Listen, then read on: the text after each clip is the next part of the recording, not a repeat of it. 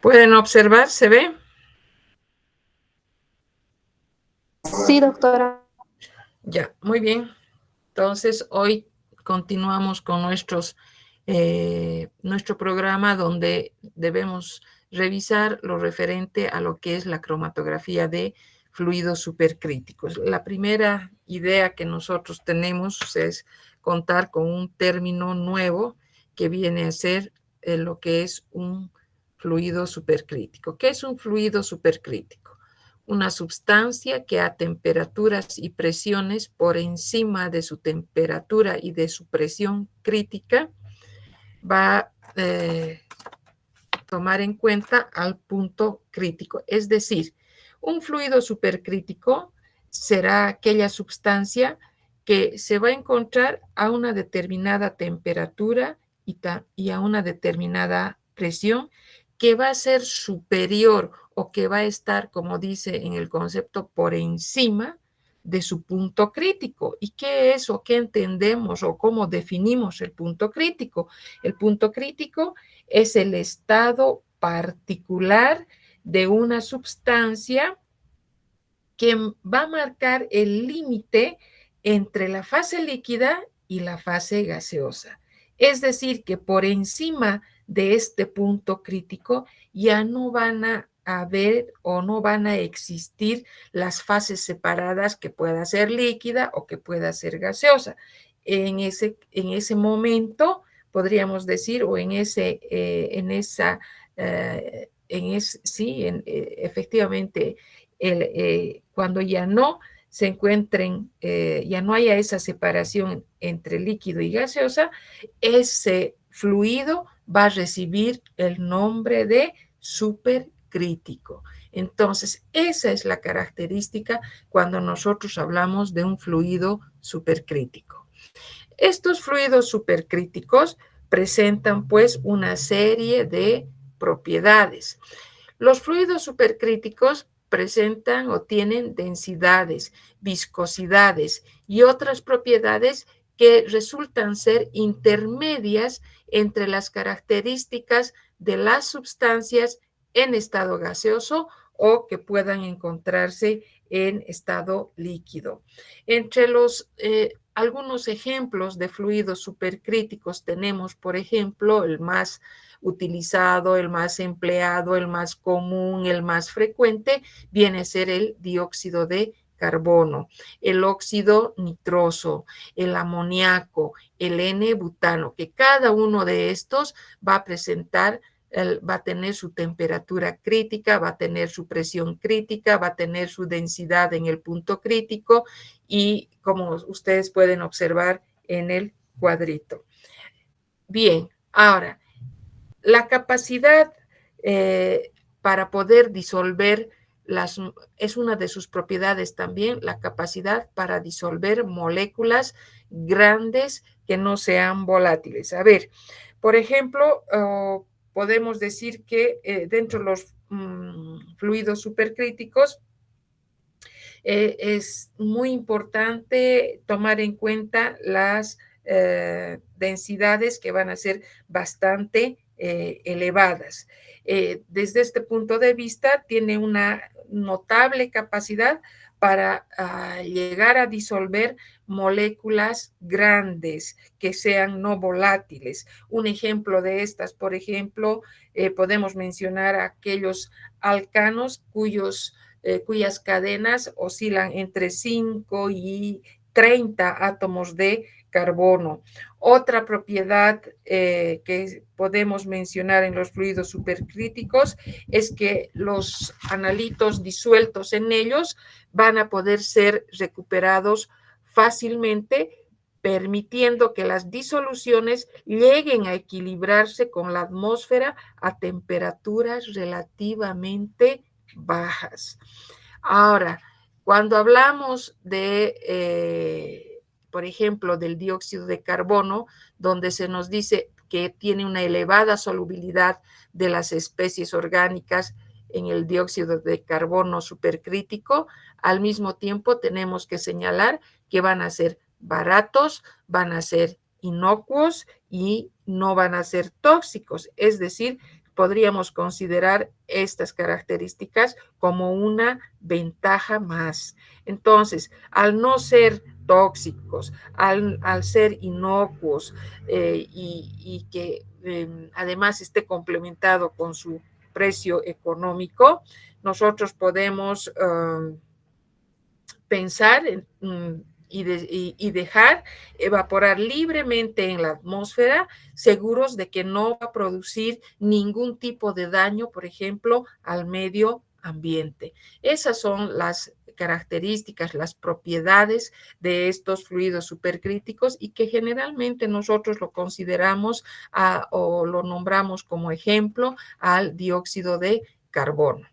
Entonces, la cromatografía de fluidos supercríticos viene a constituir una modalidad híbrida entre la cromatografía gaseosa y el HPLC. Es decir, presentan una gran importancia por su aplicación en la industria, como vamos a ver posteriormente. También presenta una importancia en la aplicación, en la separación y en la determinación de algunos grupos de compuestos no manipulados de una manera conveniente, ni en el caso de la cromatografía líquida, ni tampoco aplicando la cromatografía gaseosa. Entonces, resulta la cromatografía de fluidos supercríticos en este tipo de circunstancias la alternativa ideal. ¿Y cuáles van a ser esos compuestos que normalmente no tienen o sea, no son manipulados con total facilidad? Van a ser los compuestos no volátiles o térmicamente lábiles, en los que la cromatografía gaseosa es inaplicable por las características que ya hemos mencionado. Luego vamos a ver también aquellos compuestos con grupos funcionales que no son detectables por técnicas corrientes espectroscópicas o electroquímicas que normalmente podrían ser aplicadas a la cromatografía líquida. Entonces, la cromatografía de fluidos supercríticos, resumiendo, vamos a ver que va a aplicarse a este tipo de compuestos, a este tipo de elementos donde tanto la cromatografía gaseosa como la cromatografía líquida no son, diríamos, empleados con total facilidad o de una manera totalmente cómoda, sino que surge como alternativa este tipo de separación como es la cromatografía de fluidos supercríticos. ¿Cuál va a ser su instrumentación? Hemos dicho que la cromatografía de fluidos supercríticos la podemos resumir, la podemos identificar como una modalidad híbrida entre dos cromatografías, el HPLC y la cromatografía gaseosa. Entonces, esto nos sugiere que cuando nos referimos a la instrumentación, tenemos también que suponer que van a tener entre sus componentes, van a, diríamos, compartir, diríamos, los componentes presentes tanto en el HPLC como también algunas características dentro de lo que es la instrumentación correspondiente a la cromatografía gaseosa. Entonces, ¿qué caracteriza, diremos así, a un instrumento empleado, aplicado a los fluidos supercríticos?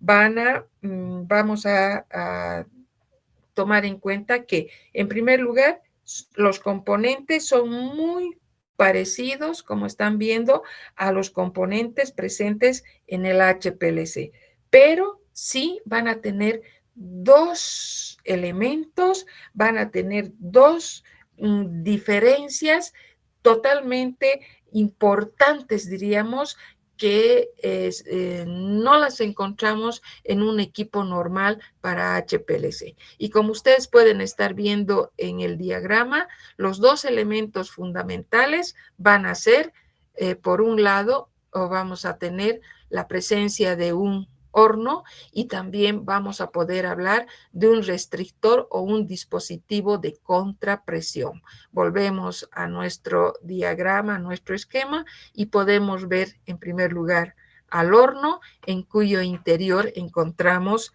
a la columna.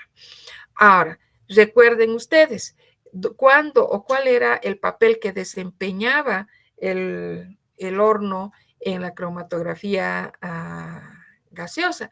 En la cromatografía gaseosa, el horno tenía un papel que igualmente en este caso tiene la particularidad de mantener a la columna termostatizada y proporcionar un control preciso de la temperatura de la fase móvil.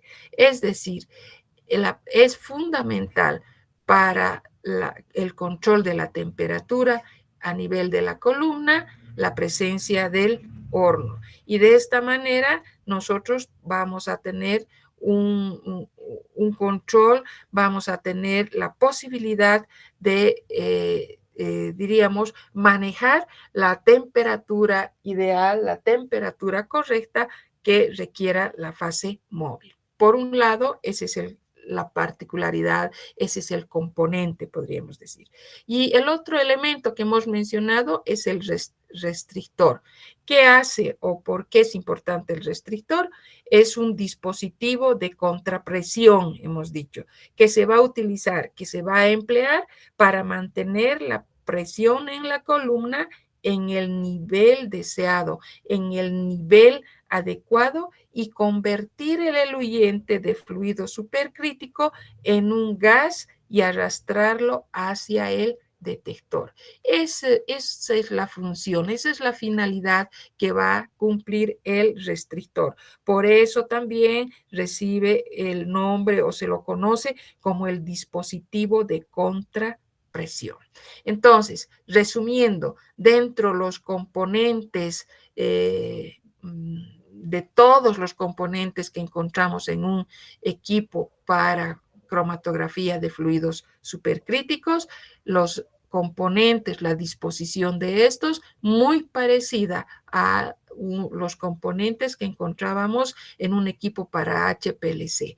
Pero la variación o la excepción o la particularidad, si vale el término, era por un lado la presencia del horno relacionado con la columna, con el papel de llegar a mantener la columna termostatizada, es decir, en otras palabras, conseguir o proporcionar un control de la temperatura de la fase móvil.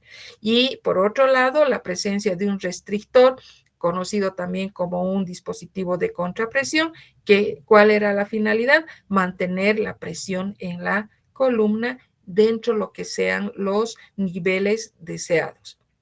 Entonces, dentro de la instrumentación, esas son las variaciones, las características que nosotros podríamos mencionar.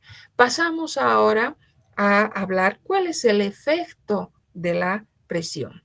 La variación de la presión tiene su efecto sobre el factor de retención. A ver, cuando nosotros nos referimos a la variación de la presión en la cromatografía de fluidos supercríticos, tenemos que mencionar que va a tener un efecto sobre el factor de retención, efectivamente. Este efecto va a ser una consecuencia del incremento de la densidad de la fase móvil a medida que va a ir aumentando la presión. No se olviden, entre las características que habíamos hablado en un inicio de los fluidos supercríticos. Este incremento de la densidad en un momento dado va a originar un aumento de la capacidad que pueda tener el disolvente de la fase móvil, lo que va a cortar el tiempo de elusión. Ese, diríamos nosotros, esa es la importancia que va a tener la variación de la presión. Ahora, cuando nosotros hablamos de la fase estacionaria, tenemos que recordar que, como en otros procesos de separación, como en otros tipos de cromatografías, nosotros también en este caso vamos a contar con dos tipos de columnas, las columnas abiertas y las columnas rellenas. ¿Qué características van a presentar entonces estas columnas? Igualmente, en este tipo de cromatografía, en la cromatografía de fluidos supercríticos, se van a emplear las columnas que van a ser abiertas, como también las columnas rellenas, siendo las más empleadas, las más versátiles, las segundas, sí, y tal vez las primeras, las abiertas, las capilares, nos van a permitir trabajar, nos van a permitir conseguir, diríamos, el empleo de estas, de las columnas abiertas, nos van a llegar a, vamos a poder contar con una mejor, con una resolución mucho más alta, pero también con una menor capacidad de la muestra, mientras que las columnas rellenas, si bien van a tener una mayor capacidad de la muestra, van a presentar por las características mismas y los materiales que se van a utilizar, van a tener una mayor versatilidad. Entonces, tanto las abiertas como las rellenas van a ser, diríamos, columnas que pueden ser empleadas en una u otra situación. Las columnas, por ejemplo, en las columnas que nosotros podamos mencionar, hablaremos de los recubrimientos, utilizaremos materiales como el sílice fundido, también podemos hablar de algunos materiales como los siloxanos que están enlazados, que forman enlaces cruzados, etcétera. Normalmente una columna tiene una longitud que va a ir entre 10 a 20 metros y diámetros internos que oscilan entre 0,05 a 0,1 milímetros. El espesor de la película que va a ir a recubrir en las columnas van a variar pues entre 0,05 y 1 micrómetro.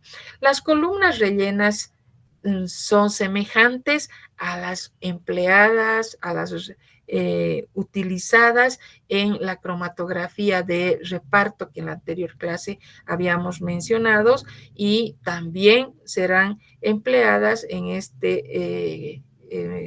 esta situación de la cromatografía de fluidos supercríticos. Existe bastante similitud en este tipo de columnas rellenas. Bien, hablemos entonces de otro de sus componentes que van a ser las fases móviles. Las fases móviles más empleadas, más utilizadas, vamos a tener que nombrar en una primera instancia, diríamos, con un sinnúmero de ventajas, al dióxido de carbono. Excelente para utilizar, para emplear en una serie de moléculas orgánicas no polares. Van a ser transparentes al ultravioleta, van a ser inoloras, no tóxicas, disponible, barata. Entonces, la temperatura crítica del dióxido de carbono va a ser de 31 a 32 grados centígrados. La presión crítica que se alcanza va a ser de 72,9 atmósferas, lo que va a permitir jugar con una banda bastante amplia de temperaturas y de presiones sin superar las condiciones de operación de un HPLC moderno. Eso hay que tomar en cuenta también. Si bien son alternativas que se nos presentan, si bien son fases móviles como el dióxido de carbono que estamos nombrando, una serie de ventajas desde todo punto de vista, pero todavía no podemos, diríamos, superar a un equipo de HPLC último, a un HPLC moderno.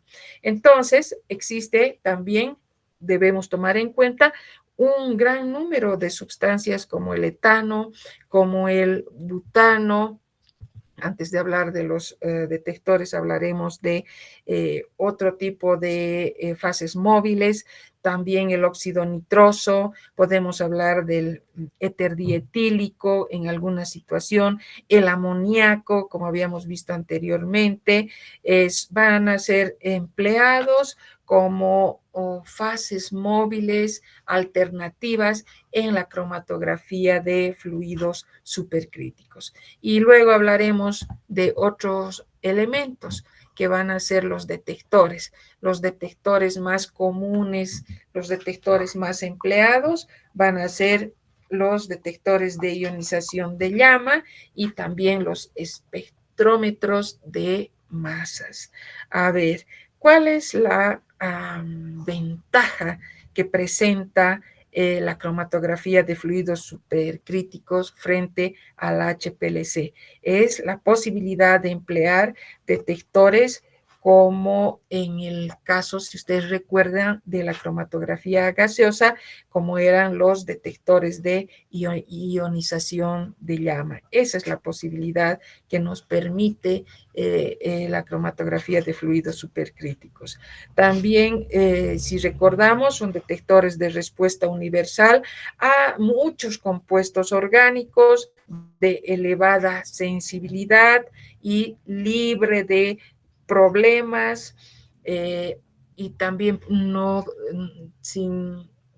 podemos descartar a los espectrómetros de masas, que se los puede adaptar, no diremos mejorar, pero se los puede adecuar, si vale el término, con mayor facilidad que para equipos de HPLC. Otros detectores que puedan emplearse en la cromatografía de fluidos supercríticos son los de absorción en ultravioleta e infrarrojo, los de emisión de fluorescencia y también aquellos fotométricos de los detectores fotométricos de llama que podrían en una última instancia adaptarse, adecuarse para ser empleados en este tipo de cromatografía de fluidos supercríticos. Si nosotros hacemos, por ejemplo, una pequeña comparación de la cromatografía de fluidos supercríticos con otras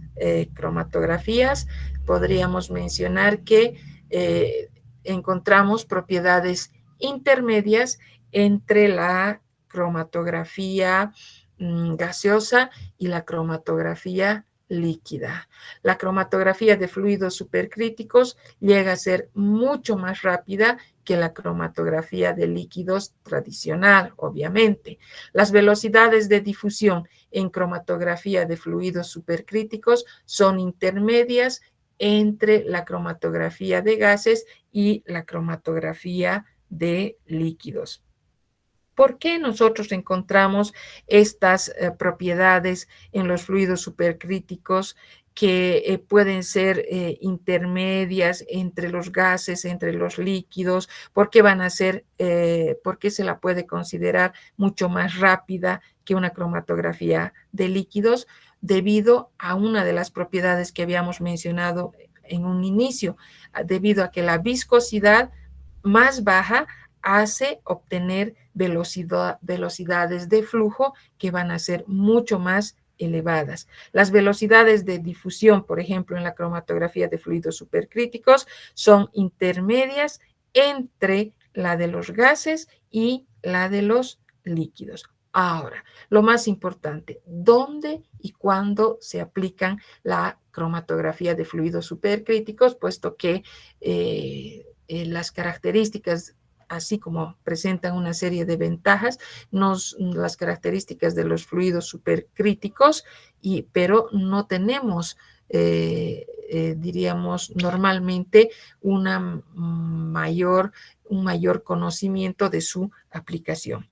Esta cromatografía de fluidos supercríticos se la emplea en separación de sustancias como ser muchos productos naturales, diríamos, en la separación de muchos componentes de los fármacos, a nivel de los alimentos, a nivel de los pesticidas, herbicidas, elementos tensioactivos, los polímeros, los combustibles, los fósiles y finalmente los explosivos. Es decir, las aplicaciones que encontramos dentro de lo que es la cromatografía de fluidos supercríticos va a ser la posibilidad de separar sustancias presentes en productos naturales. Eso nos da una gran amplitud para contar una serie de elementos. Los pesticidas, los herbicidas, muchos polímeros, los tensioactivos nos van a permitir una aplicación, diríamos, continua de este tipo de cromatografía. En las separaciones de alimentos, donde, por ejemplo, los niveles de colesterol son bajos, es también una opción para poder aplicar la cromatografía de fluidos supercríticas.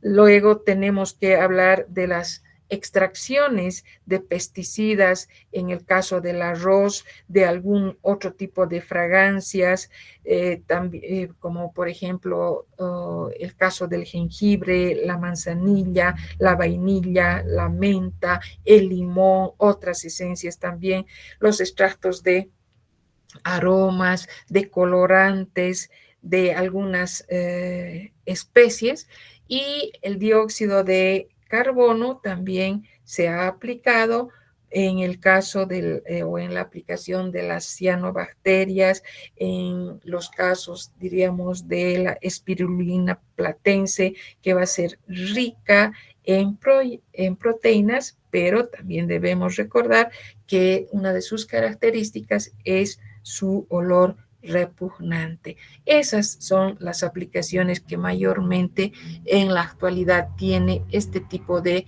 cromatografía de fluidos supercríticos, donde podríamos decirlo uno de sus elementos fundamentales o representantes viene a considerarse al dióxido de carbono. De esta manera nosotros concluimos nuestro tema de un método de separación como son los fluidos supercríticos. Entonces vamos a quedar acá, quedándonos simplemente un tema para la próxima clase. Que tengan un buen descanso. Hasta luego, jóvenes.